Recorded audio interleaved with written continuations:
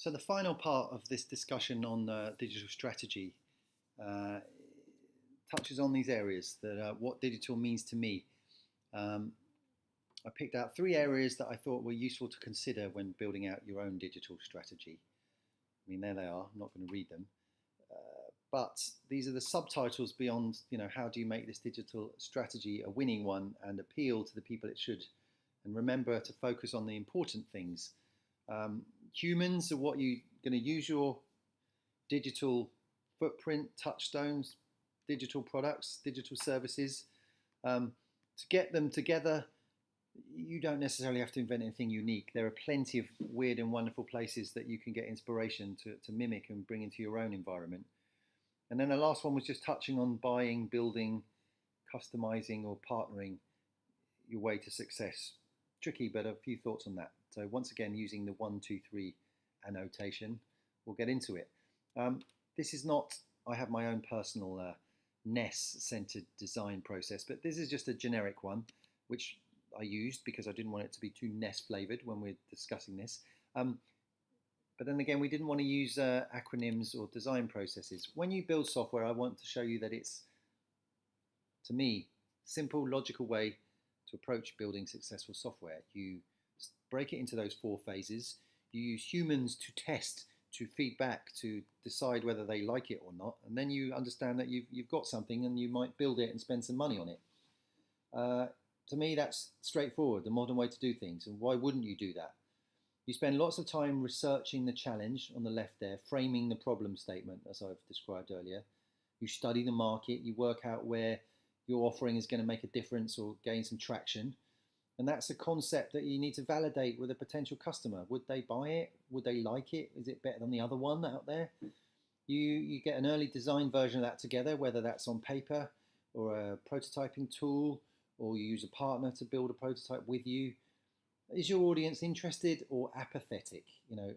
Those who don't care or are not interested are worth pursuing, because finding out why they don't care could be a good breakthrough into what it is that you could do better. What ideas could you put to them to get them a little bit more interested? Is it the price? Is it the tone, the look, feel, confusion somewhere? Where do they go for the thing that they don't want from you? So you get that together, you get your concept right, you start designing it, you prove somehow that there's an appeal and build some excitement, and all of that is to do with people and feedback, working out who might be a customer. It's easiest to get that feedback from the mainstream, the people you see in your mind's eye as your customers, but as I said, don't forget those outliers. I mean, I love that story of the guy that started the OXO potato peeler with a thick black rubber design, which everyone now uses. And he did that because his wife had arthritis and was struggling with the finicky metal one. Would she, with her arthritis, like a big fat rubber thing to hold? Yes, she would, because it made it easier. But hey, who wouldn't? Everyone wants that. The edge of the market is often the best insights to what you could do to make things better. And once that idea is working and the insight's there for what you do, then you start looking into how you might going about building your digital strategy. Easy for me now in my area of work to talk about design principles, getting it right, but it's out there for everyone. The UK government has won a lot of kudos and awards for bringing simplicity to government. Some great work they've done over the years. The government is there, the digital government especially, to serve the people. People have a question of government, they should be able to go to a site, ask their question and get the answer. They shouldn't have to understand the inner workings of government to find their answer. This is all about simplicity. The goal of all this, time saving simplicity, and it's beautiful when it's done right. So kudos to the UK government for doing that right. I mean, that translated across to the US, who now have the US digital service, which kind of came off the British government's efforts. There's a great story there about this playbook, this initiative was built on the tech surge rescue mission that came out of the somewhat disastrous launch of the Obamacare website, healthcare.gov. I mean, I won't go into the details of that, but you may recall hundreds of people spent hundreds of millions of dollars over a few years getting that together, and it launched and failed. Was it 6 people signed up on the first day when they were expecting hundreds of thousands? And a small team of under 50, they were pretty smart people, got together, but they fixed it in a month by pretty much scrapping it, starting from scratch. They were there to solve problems. They were experts who talked, the people representing the issue they knew most about came to the fore, and they fixed urgent issues first. It speaks to my thing about the cross-functional team of expertise doing what they know best and building and working in a well-organized, well-governed protocol where every opinion is not heard. Getting something done quickly is more important than everyone's voice being heard. That's how you get software out to market quickly, and then you can change it. But don't have it get out to market having everyone had a say in it and then it fails, because that's obviously not what's required. I picked out here in my last incarnation here of something that I think where the design is right because of the behavior it generates in me. This is the BBC iPlayer radio app, and I put that because frequently, last thing at night, I miss the business news. I go looking for business news, and then half an hour later, I'm lying there with my headphones on in the dark, listening to a Don Quixote play from 1974. How does that keep happening? There's something beautiful there. The unintended consequence of how accessible the information and content is slowly making me more cultured. And the human nature of that appeals to me way more than the technology that underpins it, the way they're surfacing great content. So it's putting me in touch with some wonderful content. So well done them. Okay, number 2, this point was about taking what's out there that's great and using it in your own digital initiatives. I picked out Stripe here, but there are others. Robinhood, Mint, the financial services where they've democratized it by making it easy to set up an account. Setting up an account is something that Nest does. We've done it on hundreds of pieces of software before, so that suggests that we should be probably quite good at designing, setting up an account process. Go to places which have done it well and use that. Users are familiar with the good ones. They like the good, quick ones. So just copy those, give it your own spin for your own initiative, but don't waste time inventing something new, unless, of course, it's fewer clicks or a novel way to do it, while still being secure in the case of financial services. Something else that's doing very well, I've chosen The Atlantic, but I think I could choose The Economist equally well. Copy what you can from this, but they have an audience. Free news is out there, the BuzzFeeds and what have you of this world. That it's never free news is everywhere, but these are places, The Economist and The Atlantic specifically, where you subscribe and pay money, and you do that to access great content. They're fighting back against publishing death with quality stories that people pay for. People gravitate to quality because young people, even these days, might surprise you to hear it, they want to appear smart and informed, and they're willing to pay to do that. The Atlantic is 160 years old. They aim at challenging this status quo, and it doesn't matter if that's in print or digital. Their motto is actually about to question the answers. But today, 80% of their ad revenues come from digital propositions. Similar story at The Economist. The network effect of other smart people reading the story, adding feedback and opinion, makes the members feel like they're part of an exclusive club that's worth being a member of. So load up on how they do omnichannel and make their content work in different contexts, and just how that exclusive club works, and have some confidence that the quality of your material will find its audience eventually. This is a Push Doctor is something going on in the UK, but there are several similar initiatives going on in the US. The thing here I like to point out is there's a truth here. In the UK, in London, where I live especially, to cope with the amount of demand for appointments with doctors and GPs, general practitioners, in the next 10 years, they'd need to build 3 new hospitals to cope with that demand.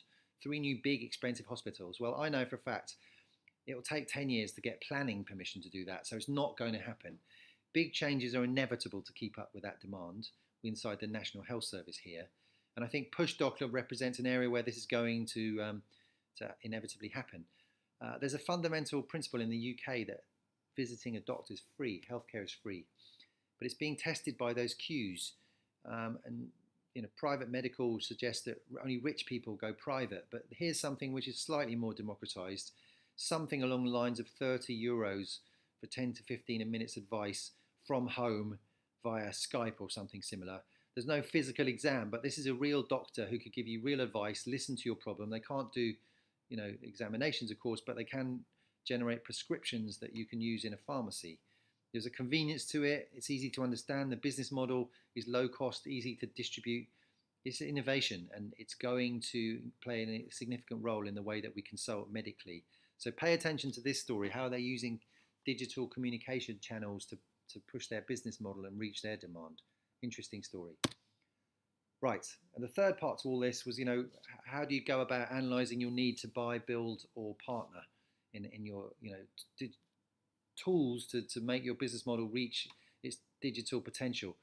At Nest, we do a lot in this order. I've put it in order. You can do it different ways, but I think it's worth doing, and many companies benefit from it. I mean, I'm promoting here the strategizer that does the business model canvas, but business model canvas is a beautiful idea. There's 9 boxes.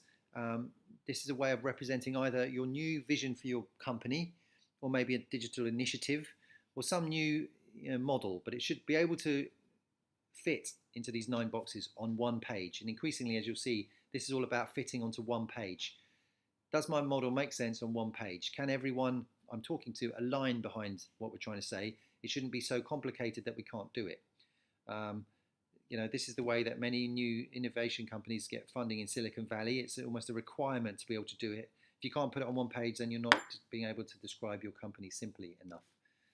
I picked out one for a bank here where they've actually done it in real life, so it becomes less theoretical and more practical. It won't surprise you to know that a bank makes revenues from earning interest on its income, fee income, and it pays costs out on the cost of supporting its channel and paying interest on its deposits. Its value proposition is attracting deposits and generating loan products and making a spread on the difference. But there's a bank on the business model canvas. So this is a company saying, right, here's what we do on one page. You go a step further.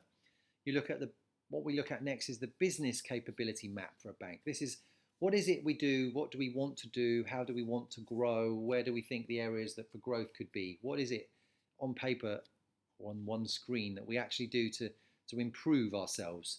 And doing that in a one-page exercise is something we all do, and Nest does increasingly.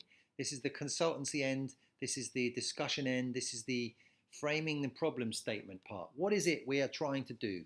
What is our business needs, and why will that be successful? Let's just stick to what the customer-obsessed company would do in finding out what is it about what we're trying to do that is appealing and will generate business benefit. And we keep this all about business. This is not about technology. Once you do that, once you have the capability map of what you want to achieve, then you start overlaying the possible technology solutions to deliver that, but with a clarity that comes from knowing well what it is you're trying to do. Now I picked out here, and it doesn't overlay because I didn't have time to do that for a bank, but potential architectures, solutions that will enable you to do many of these things. This is actually for a friend who's a content publisher. Look, we've got reporting dashboards from ClickView, we've got data management from Bluekai, CRM from Salesforce. These are solutions that come from a kind of modular plug and play approach to modern architecture, of putting together a technology solution once you know what it is, where you go to the market and find what you want. This company actually have quite a lot of internal digital capabilities to make this work themselves. Other companies might choose a partner to do that, or potentially a consultant to do that. But there are many mix and match models to do it, but lots of companies are now aware that they choose either open source solutions or solutions which they're very going with open eyes about whether they're likely to be locked into that vendor. And increasingly, with digital savviness increasing, not choosing one single partner to do all this for you, but maybe a partner to advise how you do it. So this is the modern way of architecting a digital solution, and I think it opens up all the scenarios that need considering when working out your digital strategy. I haven't answered that question about buy, build, or partner, but I hope I've given you a flavour of things you need to do to be able to make that decision yourself. In summary, digital landscape, building your digital scenarios, be customer obsessed, understand it's all about the customer themselves rather than me, the brand, right? What is it we can do for you? Being able to get stuff into their hands, to market, to gather data, to prove your business model quickly, the speed to market is absolutely essential.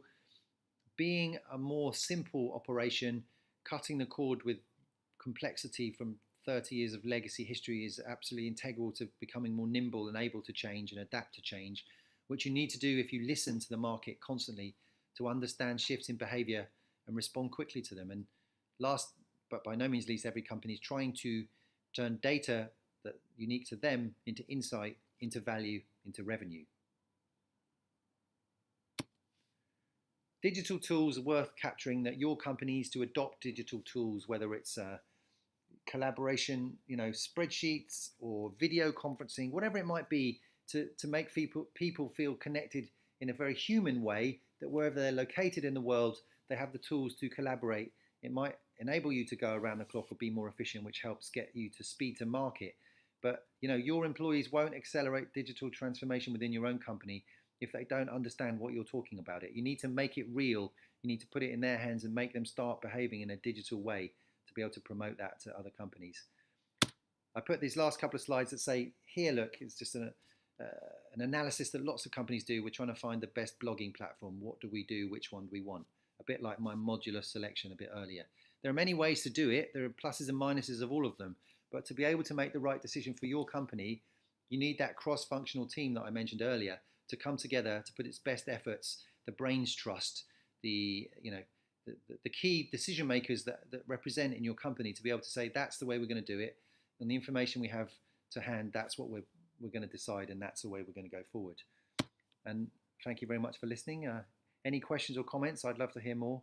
There should be a dot between Mark and Lister there, but I'm sure you can figure that out. Thanks very much for listening.